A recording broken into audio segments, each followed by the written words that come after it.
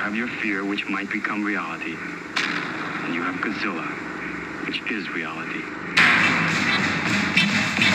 I'm sick of Godzilla. Wake up, everyone! There are two things you don't know about the Earth. One is me, and the other is Godzilla. We're safe enough. No human being can understand that. The monsters on Monster Island can understand it. Whether he returns or not, or is never again seen by human eyes, the things he has taught us remain.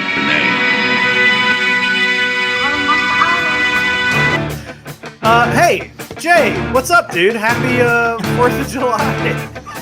Hey, yes. Oh, I love your 4th of July shirt, by the way. Yep, that is why I wore this. Yeah, it's been great. How have you been? How have you celebrated the holiday? I do not celebrate July the 4th. I don't give a fuck about it. Other than the greatest movie of all time takes place on July 4th, and that's Jaws. So I did not know Godzilla's Revenge happened on July 4th. I didn't know that. I celebrate by listening to people shoot off fireworks all week long. Yes. That's how I celebrate. Yeah. How are you, man?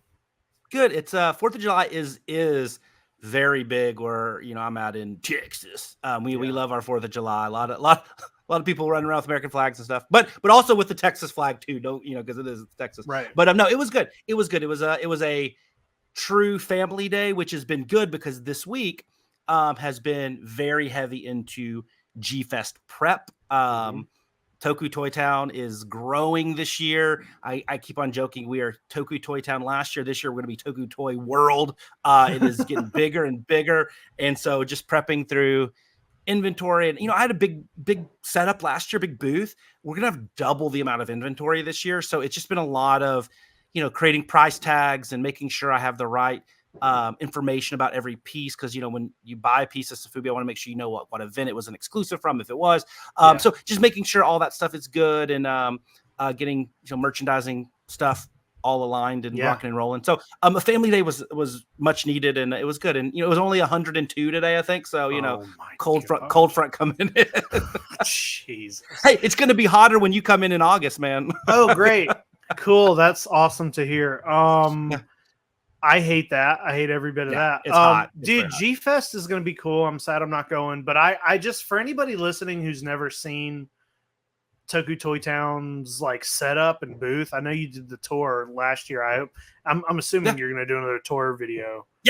This year. I'll do more a little bit more in depth. That was speed round. Right. Well, but Toku Toy Town has the best booth setup I've ever seen. You. And I mean, the fact that you have all the information, the cards with everything you just said, that's something zero vendors do. Also, vendors a lot of the times seem annoyed when you ask them questions about the stuff, or they don't know or whatever. And I don't know. I like that you put an extra effort, and making the booth look good and curate it well.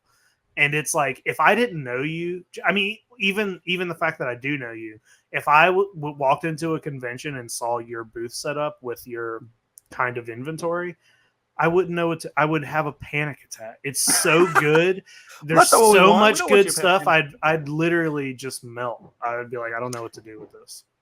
Well, thank you. Yeah, we do. I would say myself and Ryan Wilhelm helped me out last year at G-Fest too, and there's been a lot of people at the different shows that we've done. We do, that's the goal, right?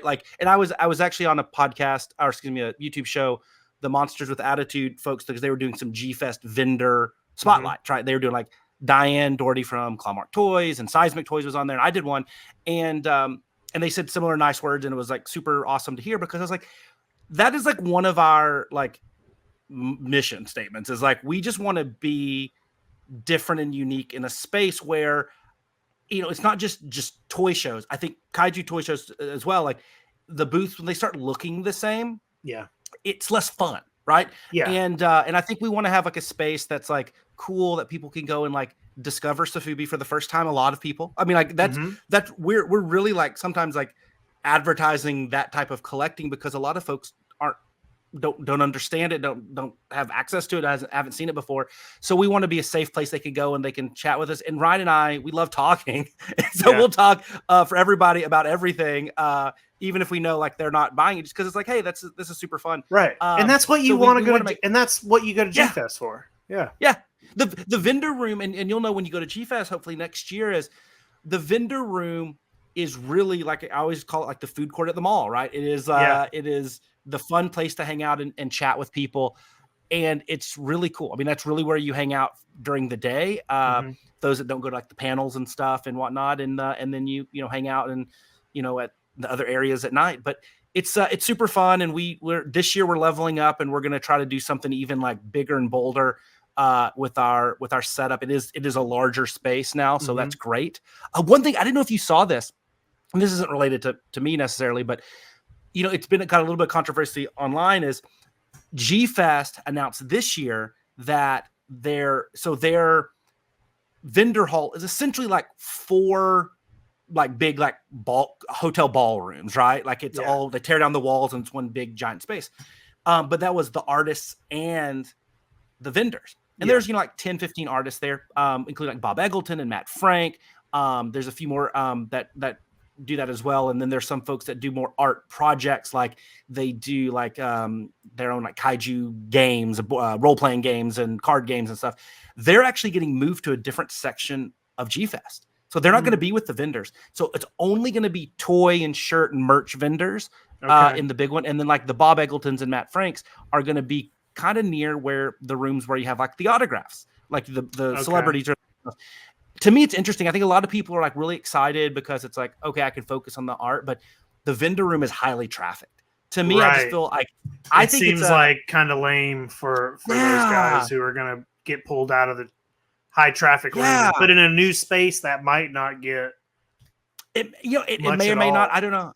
I'm sure we'll hear from the Bobs and the Matts of the world after if it was like a good move or not. And G-Fest is changing some things and evolving. So, they're allowed to make mistakes and, or like, it might be amazing. We don't know, but that was one thing. It's interesting. I'm used to like, well, maybe seeing Bob over there in the corner. Well, I mean, maybe whatever room they're putting them in is big enough to maybe offer more space for more, because they usually don't have a ton of autograph guests or artists at G-Fest, right? There's usually it's a small number. So maybe they can, maybe if they're getting their own space, maybe that number can go up. So I think so. I hope. And so it'll be interesting to see how everything works out. But that was the one thing that's interesting from a vendor space. It's only going to be other toy people in there, which, for me as a vendor, I don't get a lot of time to leave. And because I don't want to leave the whole booths, to 1 or 2 people that are helping me out. It's like, I like to be able to pop over to the artist stuff and check it out. Now I'm going to have to go like to a different floor. Now you got to move. You got to run somewhere. So we'll see, but I'm super pumped. G-Fest is so fun. Excited to see all the people that we hang out with in our cool little micro community. And then, hopefully be able to, buy some toys and have a good time. Yeah. Next year. I'm going to be there next year. Oh, and US Toys is back. Yes. Yeah. So I'm just going to go down and go, I want that one and that one and that one and that one and that one. Not that one, but that one. Yeah. I'll be like, just what? Give me a number at the end. I want this row. I want this row of Gilalas, please. So he's that's awesome. And he's next to M1 and Marsan. They're all together. So it's like makes shopping so easy. It's like if M1 has the Zillion trike there, oh my gosh. I hope I can grab that one. Because they've been teasing it, but I don't know. You can figure it out. I'm sure you'll get one. Offer trade. Yeah, I was able to snag a couple last year. Yeah, I could do that. Yeah, some Toku Toy Town credit if you go and help me out and get me one. Some Toku bucks. Yeah. Maybe you can get one because all the vendors set up like the day before or whatever. So maybe before everybody gets in, you can be like, let me get one of these. Claim one early. It's so stressful, dude. I'll be honest with you. Like, because I was a new vendor last year and there weren't very many new vendors, right? Yeah. And setting up, like, I no joke, I sold more during the vendor setup than I do at most like the local toy shows. Like, no joke. And that's great. I believe you. I believe and I'm very appreciative. That was so cool. But they're vendors, and I know a lot of these guys, and I'm gonna try to give them deals and whatever because I like them as people, and there's some great dudes. And but then like you know, when you see one or two people go over there and buying something, like your eyes go over there and then like, you want to go check it out. And there was just a lot of people there. And I was like, I'm panicking, trying to set up. It's a new space, you know, and like, and Ryan's helping me out. And, you know, if he wasn't there, I'd have been screwed. But I'm trying to match up tags and figure out this and that.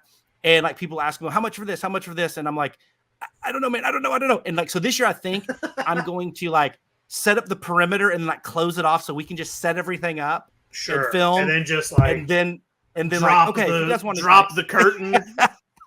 Everybody can see it at once. Because it was a lot, man. Gather around. You get everybody to stand around. Come on. Yes. Toku Toy Town will be opening in 3 minutes. I need a bullhorn. Get a line going. Yeah.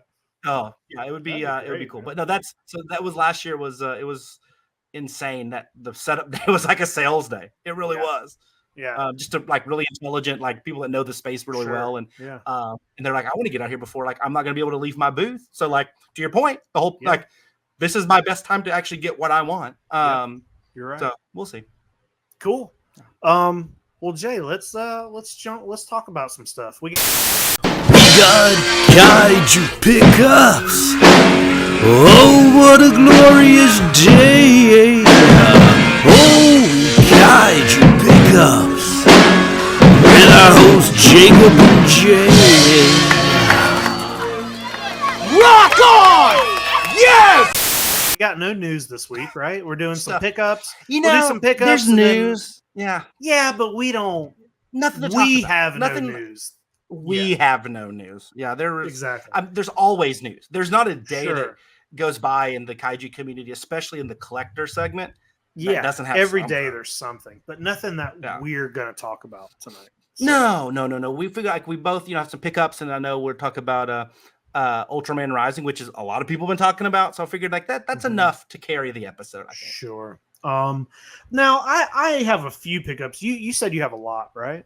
It's one of those things. Like it just happened to be one of those weeks where a lot of things hit at the same time. None of these were like only a couple of these were like ordered together. Yeah. And it's random, dude. I got some random stuff. Like those are some of the best. Oh yeah, like nothing. There's not a lot of connective tissue here, so we'll be bouncing around. Yeah. But the first one I got to show off because it's not kaiju at all, but it's Sofubi. It's by a person that we love that makes awesome kaiju toys, and I absolutely love it. And there needs to be more of these. And this one. This is from our boy, Mr. Nagata over at Max Toy, and a creature that we don't get a lot of these in deadly form. But I think it could be. I think it could be a good horror movie. I wonder if this is what I think it is. Oh yeah, and definitely a kaiju movie. The out of nowhere release of Ollie Otter by the Max Toy Company. Yeah, I know. Look at that. Look at this guy. I love really that. Yeah, I almost bought color, it. I almost bought it. I didn't, but I do hope. I want more animal Sofubi. Just straightforward animals as Sofubi. I want more of that. So I hope there's more coming.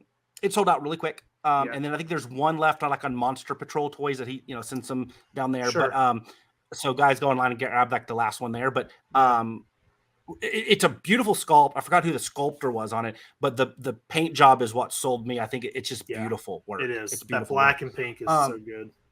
It's like one of those things that looks great in person. Like there was no drop off. So speaking of animal, we'll go animal and dinosaur in this one. There's a indie toy maker. It does a lot of Sofubi that's really popular. Neil Ewing, a lot of people know him as Bombastic Plastic, and he does really great stuff. My buddy Chaz, that does Kaiju Go with me and design the shirt here. He's a big Neil Ewing fan, and I think he met him at DCon, and he has a lot of his stuff. And he's always like, Jay, they have a new Rudy the Rhinoceros one up. They have a new Rudy the Rhinoceros one up, and I always miss it. I can never get it. I finally got one, but the cool part was I got one. They also released the other piece of Neil Ewing, is his kind of roster of animals and dinosaurs that he does a lot of, was Gordon the Triceratops. So I was like, I could get two of the ones I've been trying to get from him for a year from his site, so I don't have to pay the secondhand market fees, and it was great. So I grabbed. Here's Gordon the Triceratops. This is a beautiful colorway, by the way. It's actually done in a clear blue vinyl. and then they painted it over with blue spray. So like first it just looks kind of opaque, and then it gets into the blue clear. So there's the opaque, and then you can see the clear there on the bottom. Ooh, yeah. But I love, I guess this technically is like, this would be this is not a Pentaceratops because it has the two down here. I didn't even see that, but he calls him Gordon the Triceratops. But yeah, he's beautiful, and he does so many of these. There's a zillion of these colorways. Really, really, really cool. I love this. I mean, the face just is like you just want him to be your buddy or your pet. And then the Rudy the Rhinoceros, it's one I've absolutely always loved because it's small and it's just goofy and silly. It looks like it could be on a Safubi shelf or like in Peppa Pig or something. Like it is. There's Rudy. There he is. I absolutely love this one. But I've been trying to grab one of these for a while. So those aren't kaiju, I know, but they're soft vinyl. They were. Now we'll get into some tokusatsu stuff. So I love a lot of the colorways that make their way to the Graveyard Gallery in Japan, the Hakuba Gallery, right? And Bullmark, Max Toy, Planet X Asia, all of them do exclusives there, right? So Bullmark, the modern iteration of Bullmark, they've released a lot of like almost every kaiju that they do, they've released a colorway.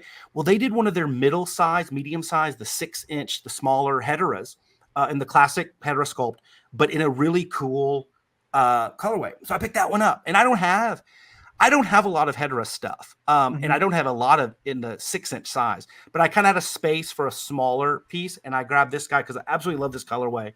Look at this guy. He's like wow, green, purple. It's a light blue. It's a light blue vinyl. Holy crap! Yeah, but it's it's small. It's a 6-inch one. It's medium size, but it's very, very cool. And I have a little villain shelf over there. Put him there with some Megalons and some Mecha Godzillas. It's pretty cool. Dude, I love that. I'm kind of the same way with Hedora. He's not top of my list for Safubi I'm trying to buy ever.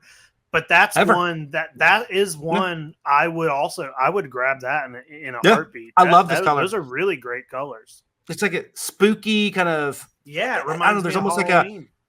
and like I said, obviously no orange, like a phantom. I like him with a phantom. But I love that.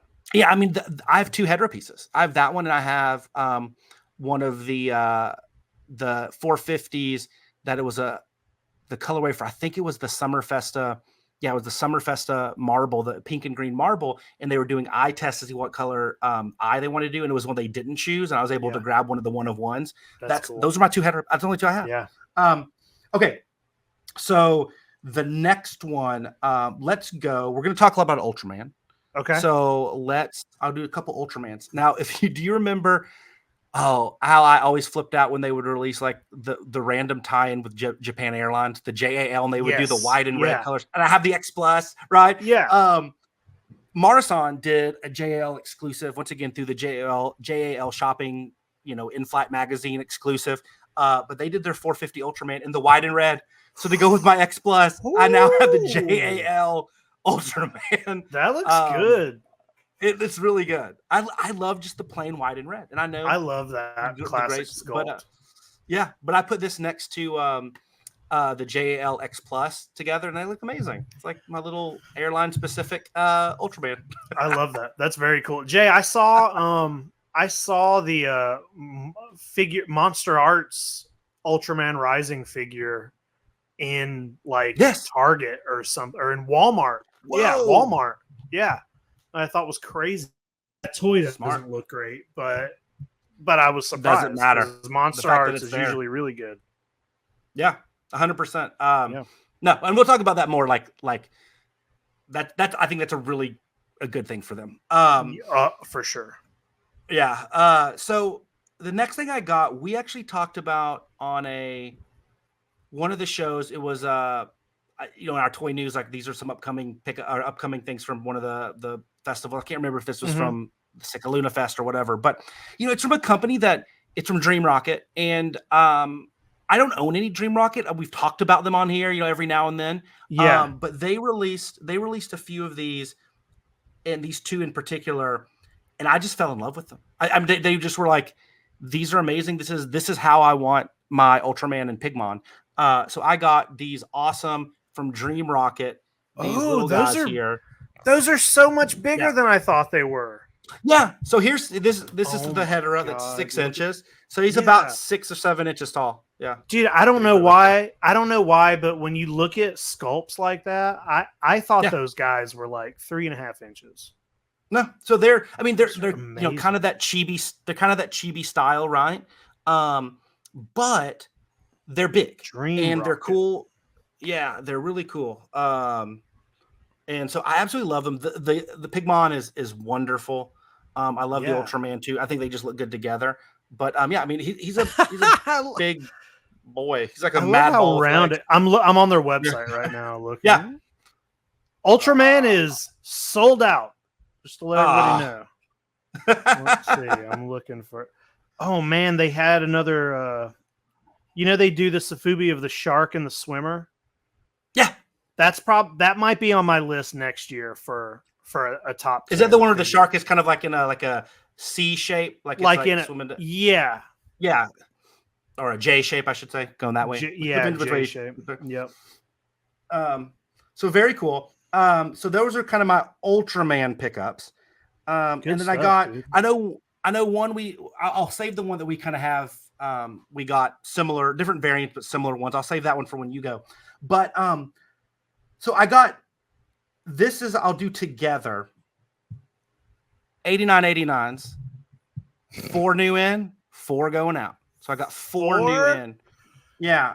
Because I loved all these. And I still have a couple that I won't lose any sleep over trading in and out. But it's getting pretty close. But these were can't misses for me. Like these were automatics. So and we know in Safubi, Marasan, as I think it was Marasan or Bullmark did the first one. I think it was Marasan back in the 60s. There's a lot of Japanese population in Hawaii, and obviously geographically it makes a lot of sense. And they brought Safubi over there, and they would do these Hawaiian colors, right? These specific colors. And so Marasan did a kind of a throwback to that and did the Godzilla 89 with the Hawaii colors, and or variants of the Hawaii colors. And so they did a red and a green variant. So you look at these guys, and they're really cool. They're done in that classic kind of like bright, there's lots of pinks and greens and yellows in these Hawaii variants usually, and oranges. So these are great, right? And I love these two.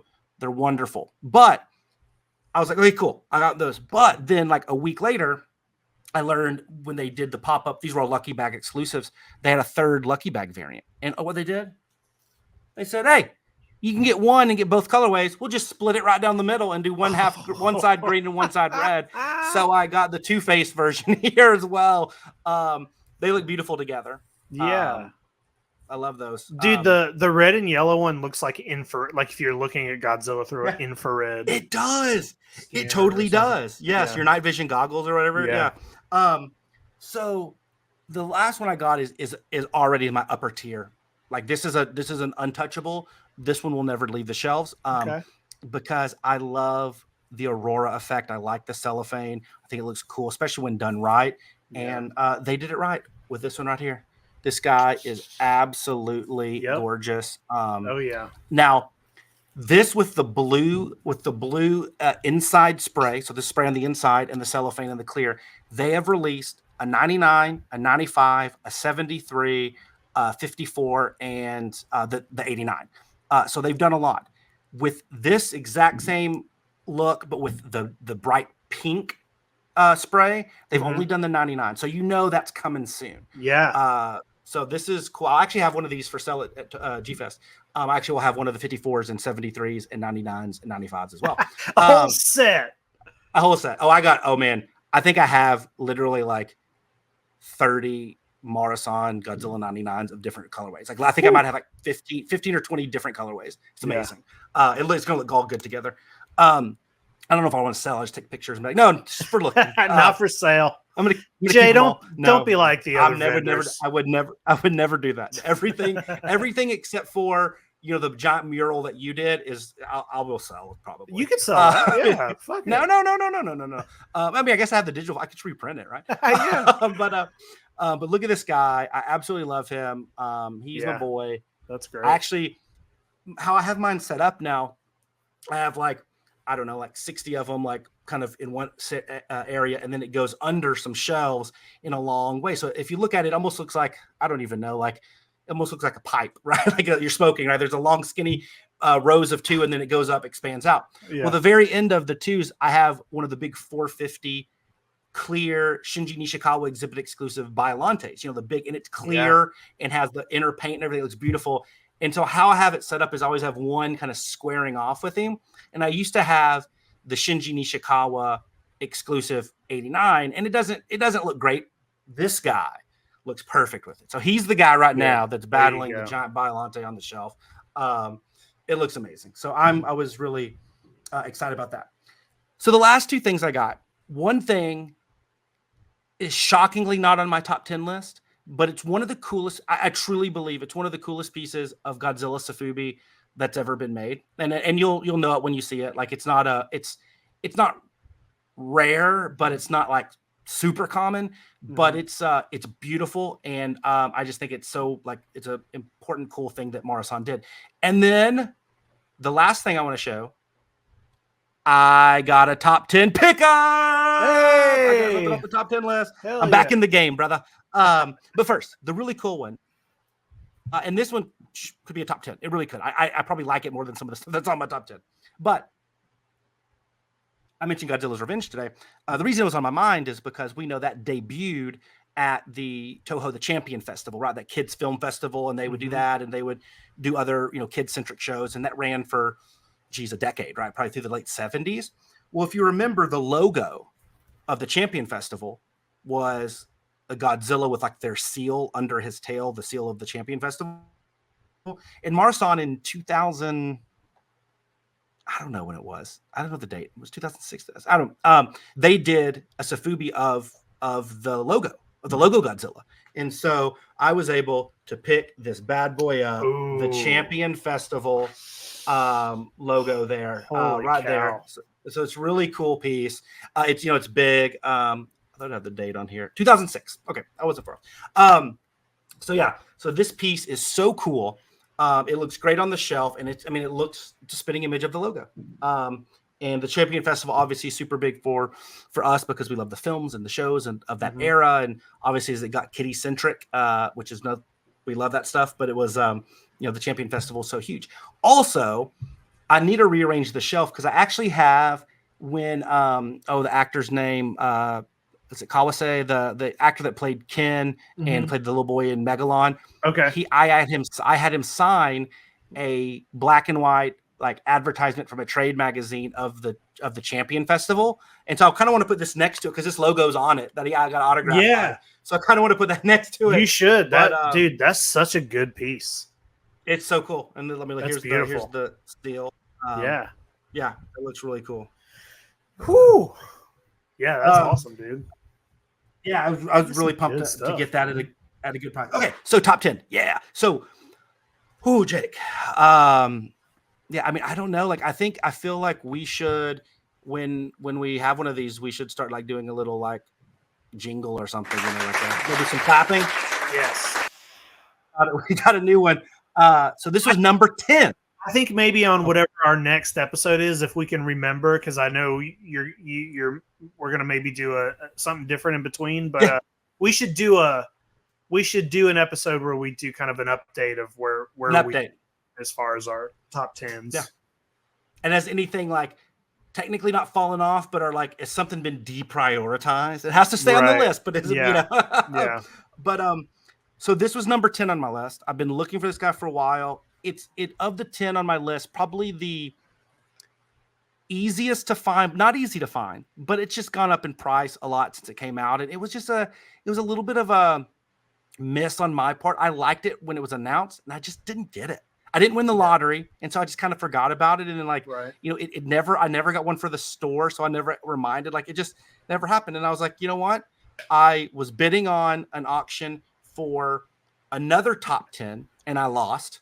The next day, another auction for a different top 10, I lost. And both, last second. I put in 30% more than I wanted to pay for it, and I lost both still. Oh. And I was and I was so sad. And I remember texting or messaging Sweaty Vinyl, Michael Lynch, about it. I was like, I need to do something. And then we had a little retail therapy. So I was able to, for not a bad price, not a great price, but not a bad price, get from Onraku and Saku the 2001 GMK Godzilla, number 10 on my list. There he is. Look at rampaging that. through. Yeah, so my Onraku section is getting a little bit bigger than, I have the 95, which I'll always keep because of the evil letter the guy from eBay sent me, and the Space Godzilla, which I love, and this guy, and then the 68 and 73. Like this is really good, dude. Like this, yeah, dude. And I don't think this is one I don't think I would like it in a different colorway. I think I wanted like the most, not basic isn't the right word, but like kind of like on screen, true to form. Yeah, look at it. I mean, well, it's because those eyes pop out. I think that's it. Yeah. The pupilless eyes when it's black and you have the white eyes. I think it looks great. Yeah. But yeah, so I was able to snag this guy, toy. And I love it. So I had a very fortunate week of toy pickups. Like I said, from Otters to Champion Festival logo. I mean, it just have a little bit of everything. Yeah, you got some stuff, dude. Airline specific Safubi, right? Little mini rhinoceri and you name it. So yeah, but it was good. Dude. So that was it. And the other thing I'll share when you share yours. Okay. That you were able to get. Dude, first of all, I have a pickup I know about it. It's waiting for me. I'm not going to reveal what it is, but it's waiting for me at Craig's house. It is another Matt Bush pickup, and it is. It's good. It's another thing off my top 10 list, but we'll get to it whenever I can pick it up. It's sitting there waiting on me. So. Whew. But Matt Bush. So that's a guy you want to be on his good side. You want to be on that guy's good side. You gotta, dude. I don't have a ton of stuff, but the first thing I want to show off is something that you're wearing. Oh yes, I got a Kaiju Go shirt. Look at that. And Jay, hey, I mean, you're gonna be there, dude, in official capacity. Spared no expense. This is a nice shirt. It's like very nice. It's very soft. Yeah. This is one of the good ones. This is one of the good shirts. Jess asked me, she was like, what kind of shirt is it? And I was like, oh, it's not one of those cheap, hard, stiff shirts. This is a good one. No, and I can't take any credit. Chaz, who designs the logo, does all of our wayfinding signs at the show. Like he's the creative mind behind the look and feel of Kaiju Go. He designs the shirt. He gets them all done. And he, like I said, just what you said, he was like, if this event this was before the first event, it could be terrible, but we're going to have really nice shirts. Right. I was like, awesome. Let's roll with it. I'm trying to get my mail packaging here so I can tell you where I got this other one from. I got another shirt I'm going to show off, and it's from Rough Cut. It's from Rough Cut, but it was a collaboration with that Ruckin Fountain. It's like a weird t-shirt company. Yeah. I've bought some stuff from them in the past. This was some of their leftovers from well, what's that big show that happened in New York? The 5 Points show. Yeah, 5 Points. This was one of their leftover shirts that I picked up. Look at that. Awesome. Oh, you showed me this when it was out. Yes, that's awesome. Dude. Yeah, they threw some up for leftovers. Now, they had a couple other shirts too, but there were some from movies I had never heard of. But I was like, ooh, this is a sharp. That just looks good. That's a good looking. Yeah. And it looks different enough from like a lot of other, Japanese film and TV show type shirts. So it looks great. Yeah, I love it. Had to grab it. Not a ton of stuff. Another thing I got, Jake. Thank you. Came from you. You always keep your eyes open whenever you're looking around and buying inventory for the site. This has to be a very small thank you to fit in with it. Very small. I don't know, dude. I think it deserves a bigger thank you. Everybody knows I like the Lit Goji and the Godzilla Land stuff. Those are some of my favorite collections. And those toy lines are really weird because things pop up all the time that you didn't know. There's not a ton of info on them. So you found this is a telephone catch light. And I don't know exactly what that. There's a diagram on the back showing you how to. I guess older phones in Japan or whatever had a little light at the top, and it shows that this was. You can set this on your light or on the light of the phone. But it's basically this really tiny translucent Godzilla it's so small. I mean, it's this big. It's like a Monopoly so tiny. It's like the thimble. Yeah, but it's really cool. It's in this fun little packaging. Yeah. Let's see. You can see the Not diagram oh yes, right makes all there. sense in the world now. And so yeah, dude, you sent this over. I appreciate it. This is going right in my Lit Goji collection. So I mean, I don't know anybody else with a catchlight anything, and now you have a in now I have package one. the world's smallest Godzilla collectible. Literally, it's so small. I got it and I was like, oh my gosh, like I didn't know what I was expecting, but I was like, this is the smallest thing I've ever seen in my entire life. But Yeah. no, I thought it would look cool with your stuff, and it is like it doesn't get more weird and random than that. Exactly. I love it. Cool. I got one more piece, and I guess we could talk about Mondo a little bit. Mondo's been killing it with Godzilla for a while. Attack Peter, Hector, those guys are really. They need to slow down, man. They do need to slow down. There's so much good Godzilla stuff coming from those so guys. And I got a couple other ones that are on the way. I think my other Mecha Godzilla is going to get here tomorrow, which is so annoying. Day after the show, so only one of them have arrived, but it's this guy. This the first Mecha Godzilla figure that Attack Peter put out. I can't remember what they called this one, but this was the first one released.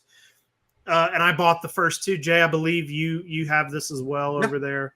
And you got the other one. Yeah, the second one. So that one, another one arrived last. I actually like that one better, and that one's coming in. I'm waiting on that one. These guys will look good on the shelf together. But this is a beautiful toy, and I'm so happy. Yeah, I think Peter's planning on doing a Godzilla figure next. That's the same size, so it will go with these. And I would love that. I didn't buy the statue because it's a statue, and I'm not a statue guy. But this is great, man. Mondo is definitely killing it. This is such a cool toy. You know what I think I like about this one, and I love, obviously a lot of Peter's art is, black and white, right? And that's great and it's cool. This one, it's cool to see it with it's not neon yellow and pink and teal. Yeah, it's still the colors, but these little pops, like the little copper eyes, and it highlights the how much detail there is, even though it's a classic block print. You're not thinking it's going to be anything super detailed, and it is, and that's why really I think is. Peter. That's why I think Peter's style is. It's not just the fact that it's unique and do whatever. It's like he is a master of that style. Yeah, and it's very. I don't know. I was just blown away with how good these are, and I love this one. This one is by far my favorite of the two, and it's absolutely gorgeous. Yeah, love those. Oh, speaking of Mondo, did you pick up? I think you got the first one, but did you pick up the second wave, the second colorway of the Attack on Monsters set, the one with the brighter colors? I did not. I think I'm good with just one set of those. I did get the first set, and I do love these colors. I like the original set more. So I'm probably gonna stick with that one unless they end up releasing another one that is that I just like better than the first one. It's really hard for me, but I am trying not to buy every single. Same with Peter's got those. Peter has released 3 different versions of his creature from the Black Lagoon, and I bought the first one, and that's the only one I'm gonna buy. But he released that glow in the dark one that looks like a Safubi. It looks like, you know what I mean? I know it is Safubi, but the colorway on it looks like a classic Safubi figure. And I was like, please don't. I was like, I had to make myself not buy. I was like, I already got one of these coming. I don't have the kind of room to be buying too many of the same figure unless it's really I don't know. But yeah, so I didn't get that new set. But I got the other one. I'm still, what I'm wondering. I wonder when those James Groman Godzillas are going to ship. Did you buy one of those? He's going to be a G. I did not. They're great. They're wonderful. It doesn't fit my doesn't fit my style yet, but they're amazing. But he's going to be at G Fest. He's one of the new vendors this year. Oh, wow. I don't know what. Very cool. Yeah, I don't know what he's going to be in the toy room. So I don't know what or the vendor. Maybe he'll have some Godzillas. Maybe he'll have buy some there. I'm hoping those are soon too, because that's a killer toy, and it's so big. I'm very excited to finally get that piece. That's the thing about Mondo is their colorways are all good. They're all valid. They're all great. They're releasing them, a lot of them at once and are in small pockets of time.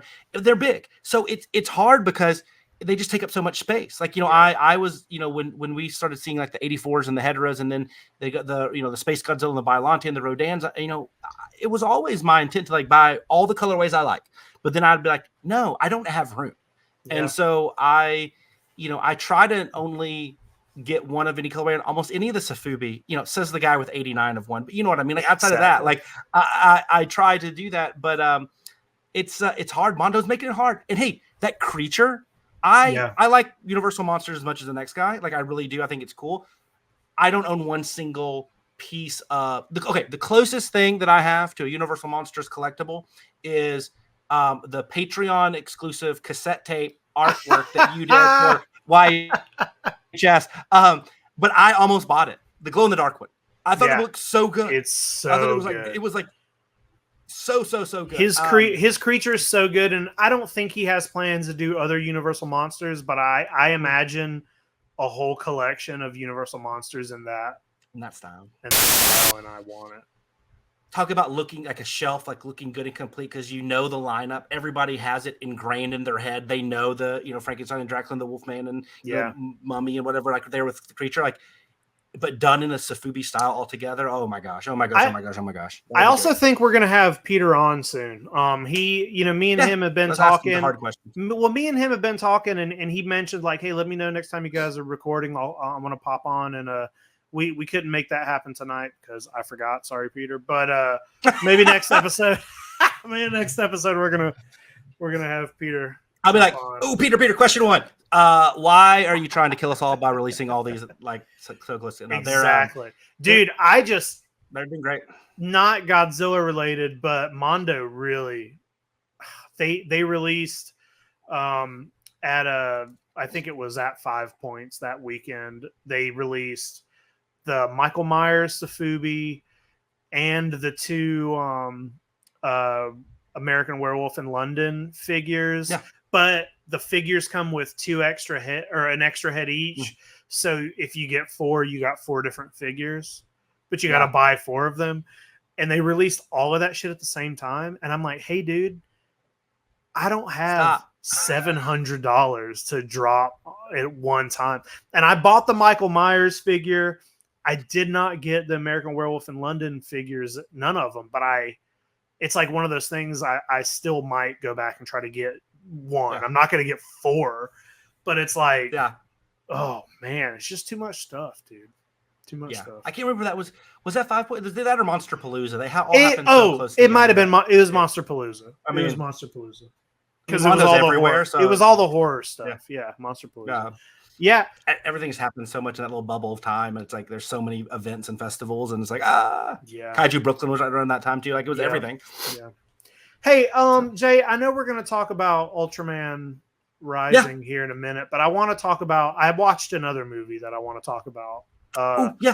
And it's not common. I do too. Actually, you got another one? But I forgot. I'm glad you remember that. But no, but you go first, please. You brought it up. Okay. I watched this movie that's not really a kaiju movie, but it's got some creatures in it. And I don't know if you've heard.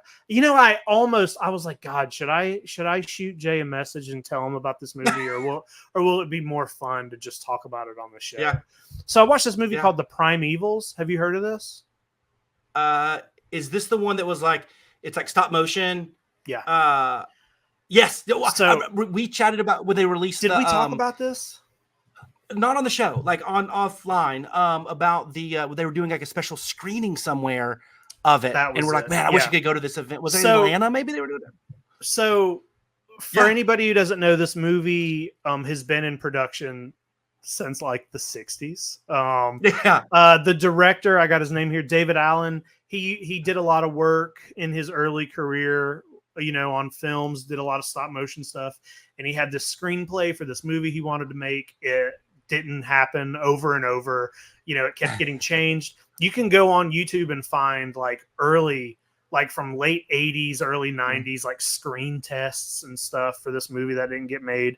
And then you know, in the 90s, he partnered with somebody else. He got hooked up with Full Moon Pictures, who they do all the, you know, the Puppet Master movies, and they did those Pre-Hysteria movies, which are great.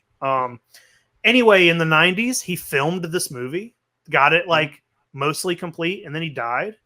And they ran out of money, and then he passed away before they could finish it. And here in 2023, there was like they did a Kickstarter. They raised some money to finish the effects, and they just finished the movie and they put it out. And you can rent it on Amazon for like $4. So I rented it over the weekend, and I just wanted, dude, I wanted to bring up. I don't know if have you seen the trailer for this movie? I have, yes. The effects in this movie look so good. I mean, let me see if I can that's what, when I watched the trailer, and like I said, I don't know anything else about the movie other than like what I read when I saw the trailer. I had not heard of it until I saw the trailer when it was like doing some special screening somewhere. And I really like, I think it's the closest to what when we say just broadly and generally that's the Harryhausen style. I mean, it's like look at that. I mean like, look at that. It looks so much like a classic. That could be in a Sinbad movie. That could be in a Sinbad movie, dude. It could be. And I'd be like, yes, yeah, it is so good. And then hold on, I got another picture of some artwork. And like you know what, the movie's not. It's not like the best thing I've ever seen in my life. The acting is kind of Full Moon style, but but look at this. You need to tattoo that guy on somebody, dude. The creature work in this movie is so good. It looks so much like classic Harryhausen, and it's very smooth. It just looks great. Yeah. And the story is really cool. The story is like basically these the beginning of the movie, some people kill a Yeti at the very beginning. Yeah. And the scientific community is like, oh shit, Yetis are real. Let's go on an expedition and see if we can find another one. And they end up finding like an oasis in the middle of the mountains that's powered by alien technology, and they find these aliens that are living in the Himalayan mountains. But they're evil, and they're the Yeti aren't evil, but the aliens have like mind control things on them, and they fight them in a fucking. They put them in an arena and fight them against other aliens, and then the people are trapped. It's awesome. It is so. It was so weird and fun, and you can buy a copy of the movie on Full Moon's website, but you can rent it like on Amazon or wherever. So. I love it. Go do that tonight. I really, it's the effects are worth it. It looks so good. For Harryhausen fans, it looks great. So I'm glad you mentioned that, because I almost forgot about. I remember we had that conversation, but that was a while ago now, right? And so I'm glad you brought it top of mind. That's cool, man. Yeah, dude. I'm gonna do that. Yeah. So I saw something kind of similar in the sense that it's a film that had based on a film that kind of had trouble.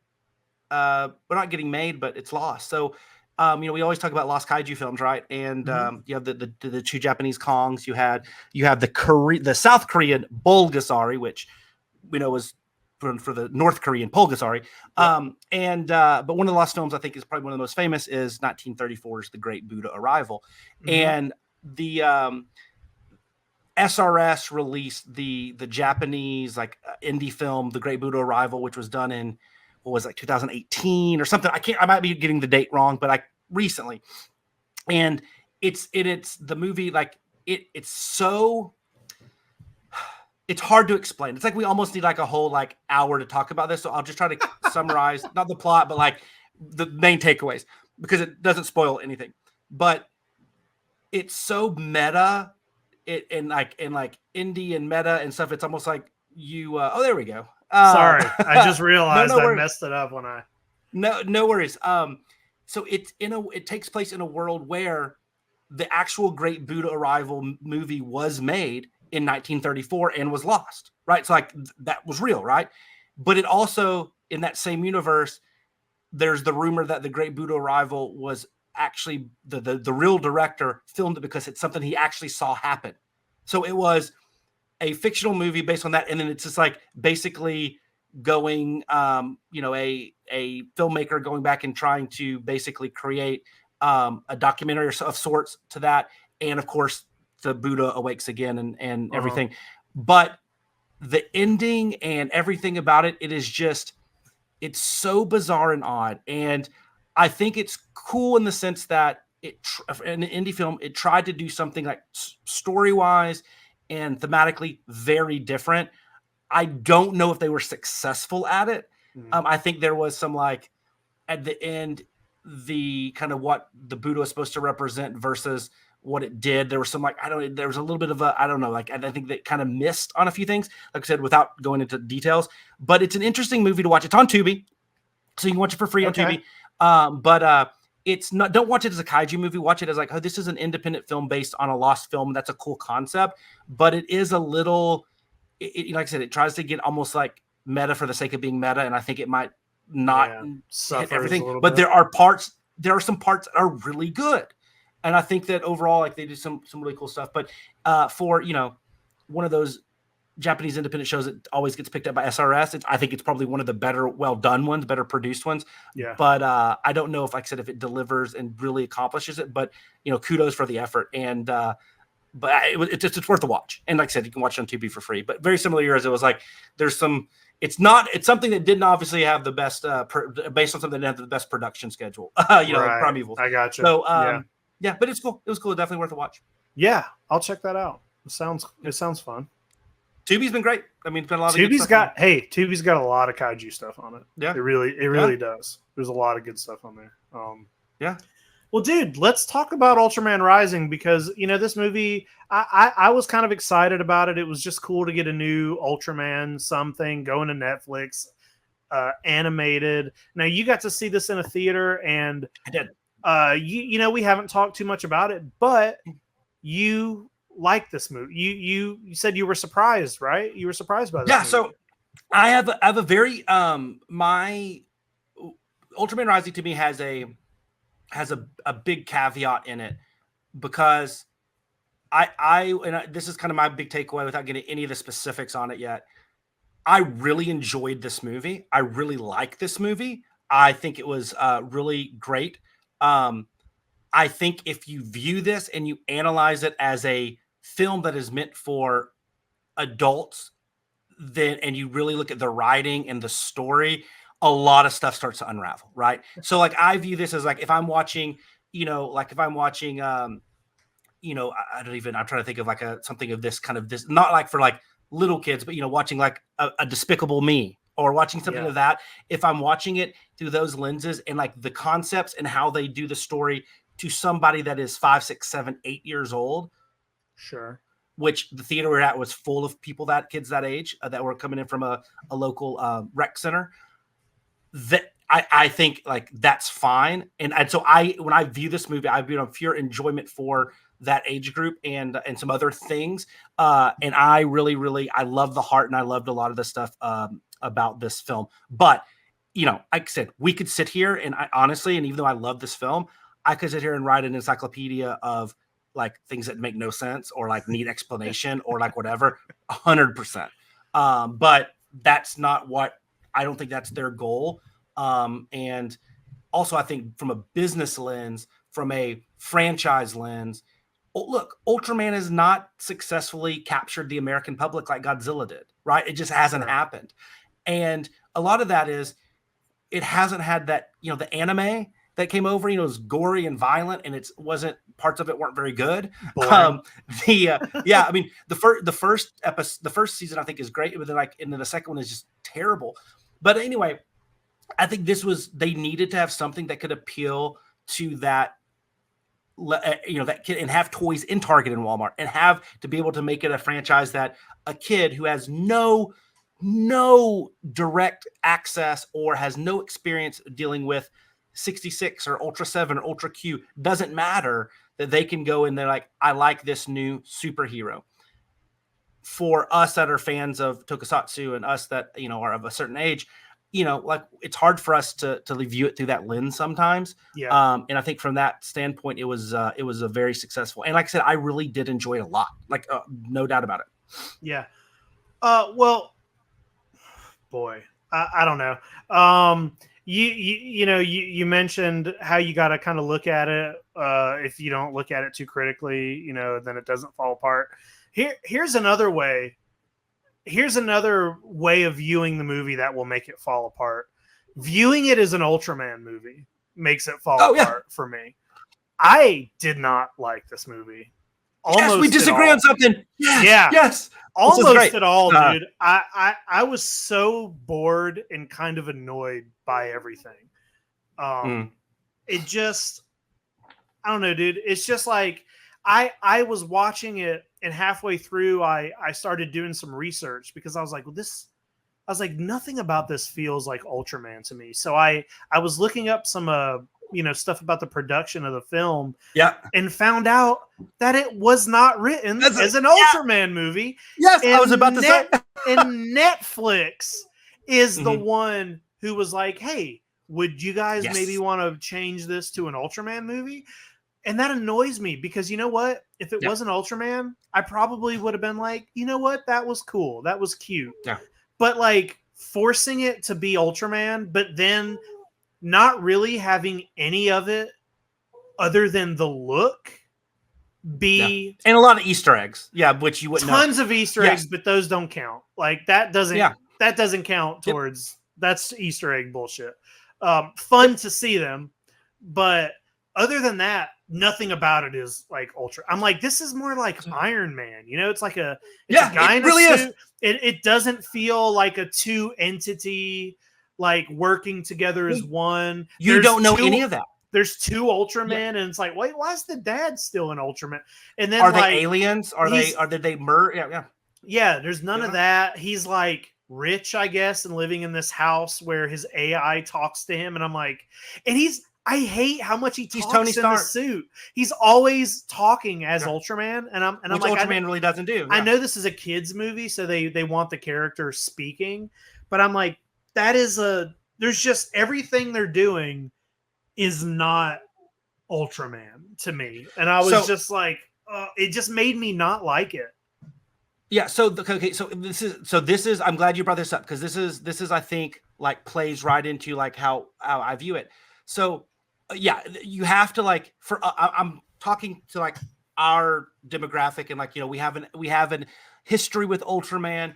I think knowing like the production, how this wasn't meant to be an Ultraman film is critical, right? Because you're right.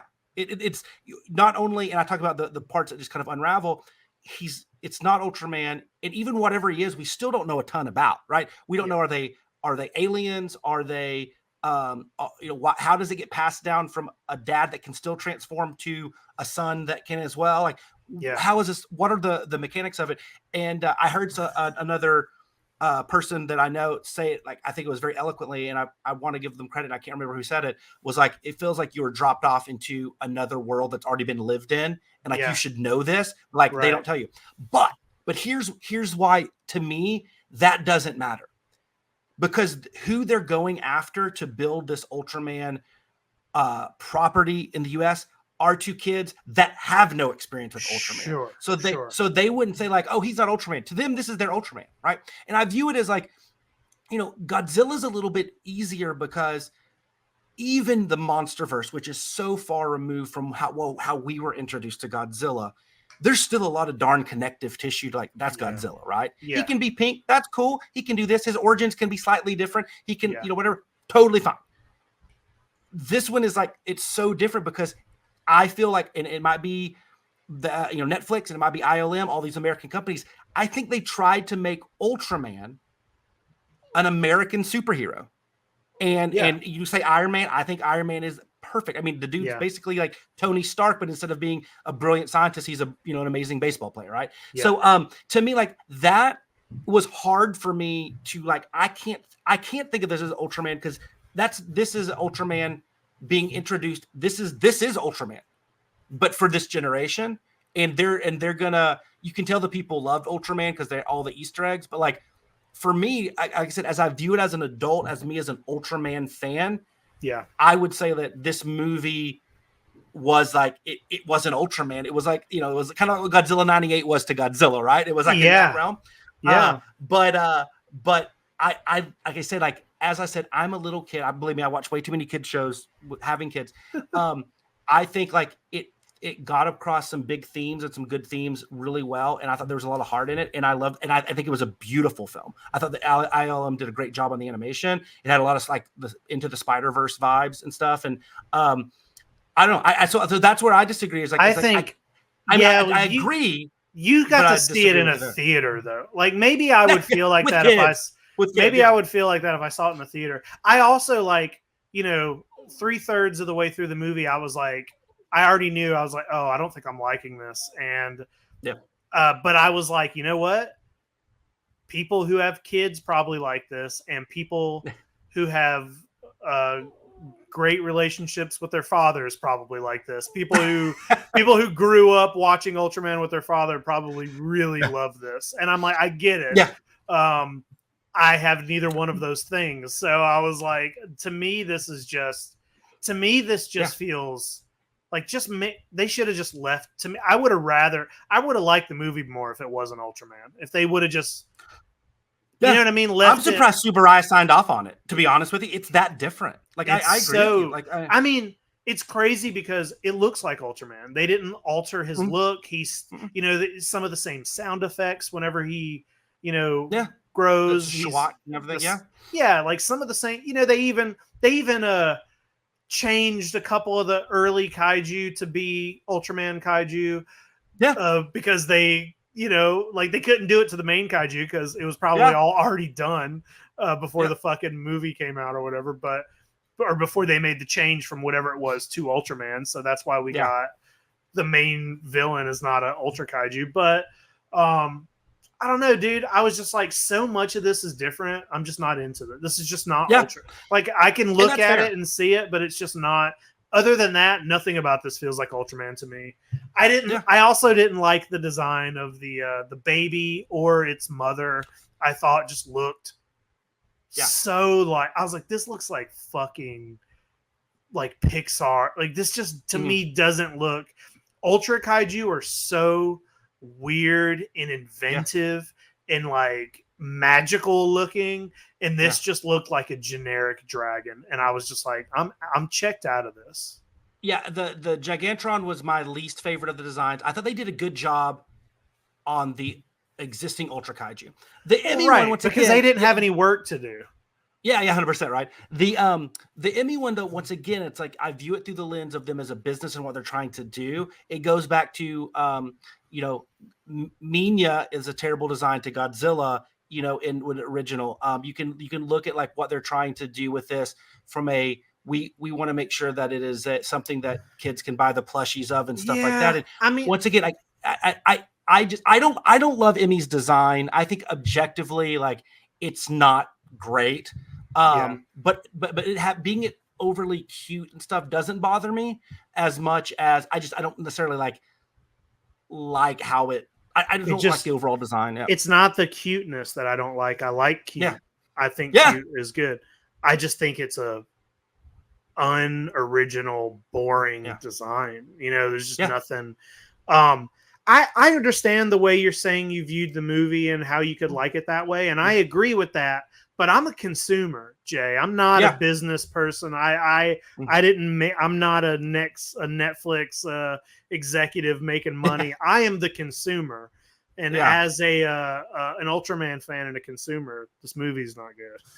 What we would like to say from a marketing standpoint is you are a consumer, but you are not the target consumer here. Sure. Now, I think it's when you can find those films, and you know, and we've had a ton of them in the land of Pixar and DreamWorks over the last 2 decades. But when you have that film that captures like the parents of the adults and the kids, that's when you have the home run, the Shreks of the world or whatever it might be. I don't think this one does that. I don't think it does that. But and I think, like I said, and your take is, I think, very in line with most of the people that are you know, super Ultraman fans, and they wanted it to be more like Ultraman. And like I said, there's nothing wrong with that. To me, like I said, I view it as like, I think the elements of they talk about balance in the film, right? They talk, that's like the big thing. I think that the elements of Ken balancing everything and the introduction of having to be kind of this, this dad that doesn't want to be a dad and stuff, I think is done really well. I think his interactions with Emmy are the scenes that have the most like going for it. I think those are the best well done. I think that the humor's not great. That's not really a strong suit. It doesn't land as much as like, some of the other like Disney and the Pixar and those types of films that we're used to. I don't think it's supposed to be that funny, but I just feel, and I think they're trying, like, let's take Ultraman. Like, we know that Shannon Tyndall had this other original concept, but then when Netflix and Tsuburaya together, like, let's make Ultraman turn this into Ultraman. They're like, yes, let's make Ultraman an American superhero. And I think that's what we got. And I'm not saying that in itself is good or bad, because I wouldn't, as personally, I would say, no, let's whatever. But they're trying to break into the American market. And then some of the things about Ultraman and the show are just so inherently Japanese and in Japanese culture. It might not be like the best. Like, I don't think they wanted, I don't think they needed to have, like the strong, cocky hero is, the Iron Man, Tony Stark thing is, that's what it is. And so I thought like I said, it's an approach I get, and I thought they did a good job accomplishing that. But if you can't remove that it's Ultraman in the title, it's going to fall flat. And because also, if you love Ultraman, you have experience with it, you're probably of a certain age, you can't overlook some of the, like, the not having enough of the origin of like what the hell's going on, who is Ultraman in this world. I think the thing that made me think of you when I was watching it was, yes, they're introducing that, kaiju aren't bad. They are just animals, right? Right. But and that to a 7 or 8 year old is a unique concept, and they're not going to ask, oh, well, okay, if you're not going to kill them, then how else are you going to move them from destroying the city? Because you can't have it destroy a city. That's too much of a leap. It's more of a, let's say it like, let's try not to kill the kaiju and whatever, like you don't want to kill animals just because they're being animals, right? Like, it goes back to the famous Ishiro Honda, kaiju aren't evil, they're just too big for where they live and where they're at. But like, they don't ever say like, what could, like, how do they take them back to Kaiju Island or whatever? Like, it's like there's writing issues there.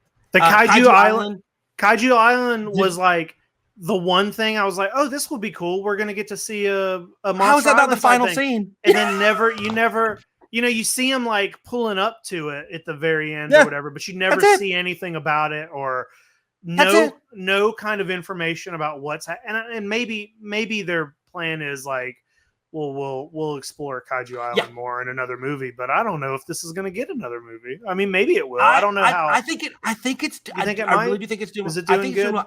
I think I'm going to put this one. We'll put a pin in this one, but I want to, because I want to come back to this in however many years. If it does get more exposure, I think we'll go back, and I think this movie will age really well, because I think a lot of the gaps will be filled in, and we'll flesh out the universe more. Yeah, I think it's jarring. I do think it's jarring. But like, to me, the heart and like the concept of balance, the concept of the kaiju aren't actually evil. It's not good to like just kill them because they're in the wrong place at the wrong time. Some of the parenting type elements, I thought those concepts they handled really well, talking to that audience, and I really do feel they did a great thing. But I mean, like, here's the other one. This I know probably annoyed you. So the main villain, we'll call him a villain, right? Dr. Onda. I thought it was like, he's a very good, like, there's nothing wrong. He's tough. He's strong. I mean, kaiju killed his family, right? Like, I get why he's mad, but everything he did for the film, he was tough and stern, but yet it still like was grounded. Like, there was nothing I felt that he was doing wrong. Yeah, he used excessive force to kill Naranga and some other ones, but like, like, I don't like, if there's a tiger loose in your city, if there's a crocodile, terrorizing through your town, like, look, it's gonna get killed. Like, they're gonna, the goal of the people are gonna try to kill it, right? And that's, I'm not saying that like on the level is good, but it's something that happens. So it's not like if they did that to save that whatever they're an evil person. It's just like they're choosing this over that. And you might not agree with it, but like you understand their rationale. It's not like I'm evil because, but that was great. And then I felt at the very end scene, he just turns into a maniacal, crazy bad guy and goes nuts, right? Like I felt like it was such a shocking end. Like his last 5 minutes, I just were like, oh crud, like we got to make him bad. How do we do it? Just make him bad. You know, I thought that was like that was poorly written. Yeah, I agree with you. I thought he was going to be revealed to be like one of the Ultra aliens. You know what I mean? Like one That of would be cool. just That would like be any cool. one of the alien races. Yeah. From Ultraman, I thought he Yeah. was gonna, because he talks really like monotoned a lot of the times, and I was like, oh, this guy's. He an could have alien. been like, I was like, this guy is yeah, he one could of have been the. like Mephiles or something. Yeah. Yeah, that's what I thought they were gonna do, is something like that, and that was gonna set up the next movie. You know, some aliens and stuff. But you know, they don't. I think Kaiju Island has to be something they explore. I think that the stuff with his mom being missing and everything, like I think there's stuff there that like I felt a little underwhelmed that wasn't like not given to a complete, you know, final thing, but like I felt like there could have been more there. You know, his not even love interest, the reporter, I know wasn't like I think there's just a lot of characters that probably didn't need a lot that they didn't do a ton with, but like I said, the core of this movie is Ken and Emmy and their interactions.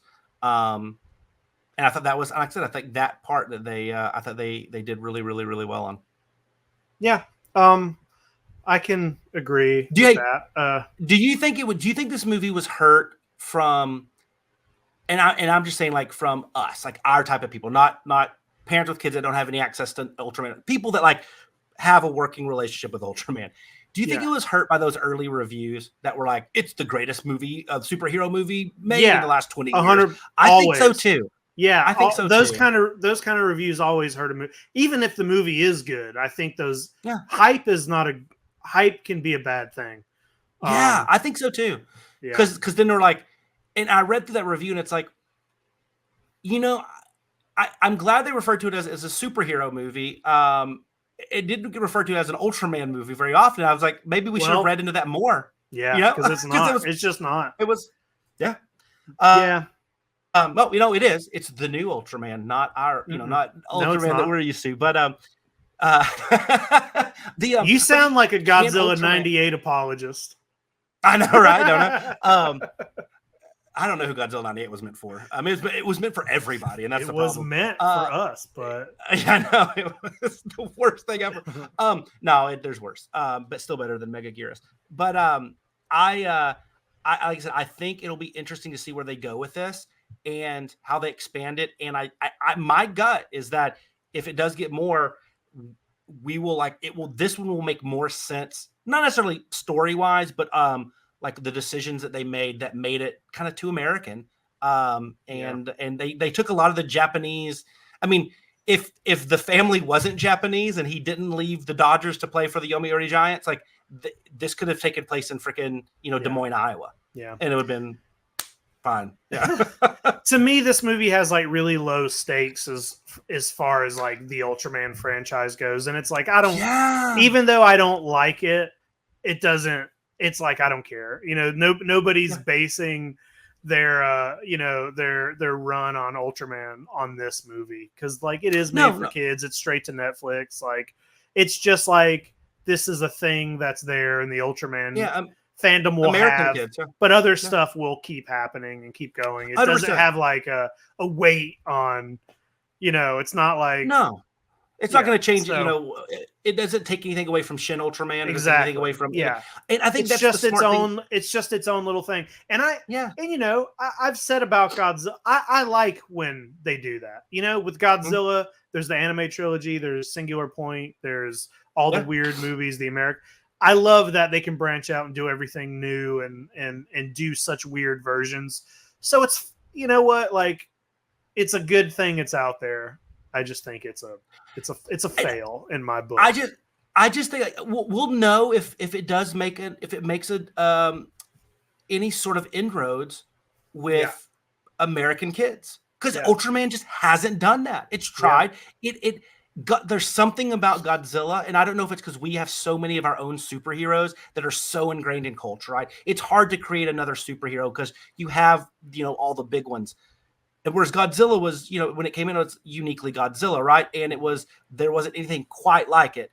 And I think it has that ability, whereas Ultraman just hasn't been able to crack the code. And having this running parallel to everything they're doing up here for us, for Ultraman lifelong fans, for people that love tokusatsu, I think it's a smart thing for them to do. And they can coexist. Just like, you're gonna have people that love that love Godzilla, but they don't love the MonsterVerse. And I know that's not necessarily just for kids, but the toy lines are, and so I don't know. Like I said, I wish they could have felt like the kids here could have ingested and loved something that was truer to the source material. Yeah. But for some reason, they think that there's something that's missing there, and I don't know. And I hope this is the one that does it. And but I also am a realist. I don't think we're going to see, Emmy's not going to get up to Baby Yoda status or anything. But I think we'll see. Hopefully, this will be able to keep that franchise getting new people into it, because that's been the hard part. Because we're all old, man. We're 1 foot in the grave, dude. They lose us, they're not gonna have anybody watching Ultraman. Good. I don't want it to keep going when I'm not around anymore. I want to be selfish. I want to bring it with me. It goes in the grave with me. When I'm done, you can't make any more. They can't. Toho can't make more Godzilla stuff when I'm not around to see it. It's gotta go away. Agree. I think that's yes. I want Godzilla to go. I want Toho to go under literally days before. Exactly. We're done. We're done. Jay, you got anything else on Ultraman Rising? No, I would love for people to go check this out and check it out. And let me know what they think, because I think it's so great that we have different opinions on something. And it's so funny. I was talking to my wonderful wife today. Or yesterday, we're picking up our kids from school, and we were talking. She was asking about when I was podcasting with you this week, and she was like, "Yeah, I was looking on y'all's feed. I noticed y'all been talking a lot more about toys than movies lately." And I go, yeah, well, we always, obviously talk about toys, but I go, it's hard for Jake and I because we literally agree on almost everything with movies. And even the weird movies that they balance that fine line between weird, bad, good, and we're still bad. Usually on the same. We're usually pretty lockstep. Well, there's been only a couple that have been, we've been like, what? But that's why when I was watching, I'm in the middle of Ultraman Rising, and I was like, oh no, I don't like this movie. And I was like, and I think Jay does. I was like, I do. I wanted to tell you when part of me wanted to be like, Jay, I just got done watching Ultraman Rising and it sucks. But I didn't say that. I was like, I'll save it for the show. We'll be some good it'll be good for some good clickbait thumbnail. Yeah, get a good thumbnail. Yeah. So anyway, I'm excited to see. The good news is at Kaiju Go, when you're there, the VIP special screening is not Ultraman Rising. Okay. So you don't have to worry about that.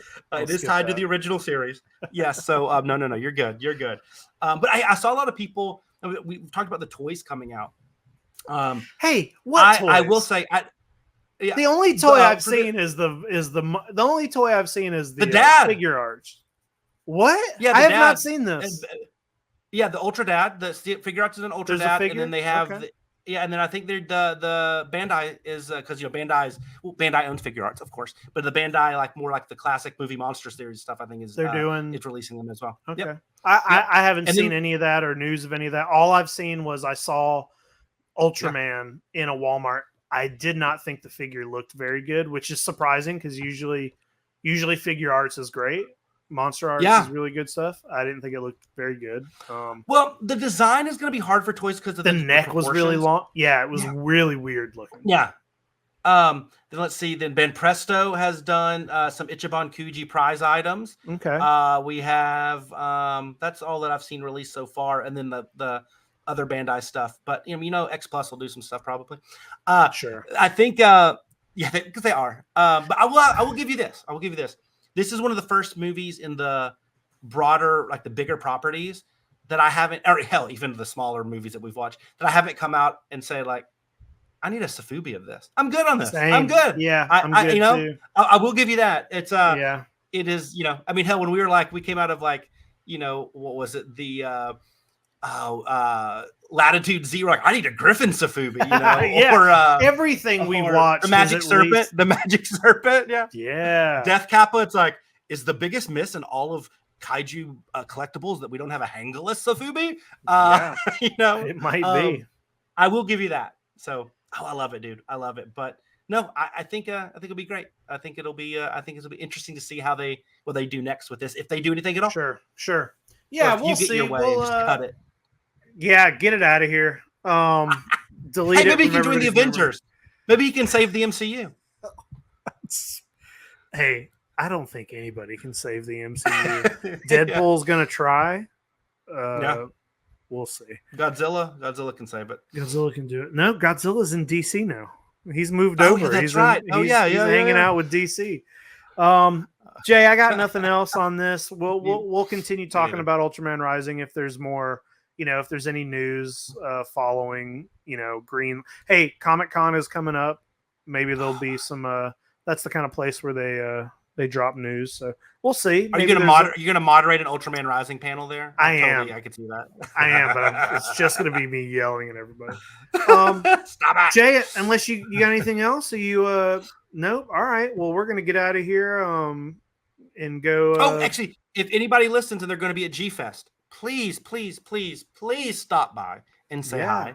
Yeah. A few people did that last year, and it was so fun to chat to people, and we just talked massive crap on you, Jake, and it was amazing. It was fun. I was like, like-minded people. I love it. It's what everybody does. Yeah, stop by, say hi to Jay, and then I guess we'll see you guys. Jay, you're gonna probably before we do another episode like this, there'll be some G Fest stuff coming out. Hope so. Be on the channel. So, all right. Well, until then, we're gonna get the fuck out of here. Bye.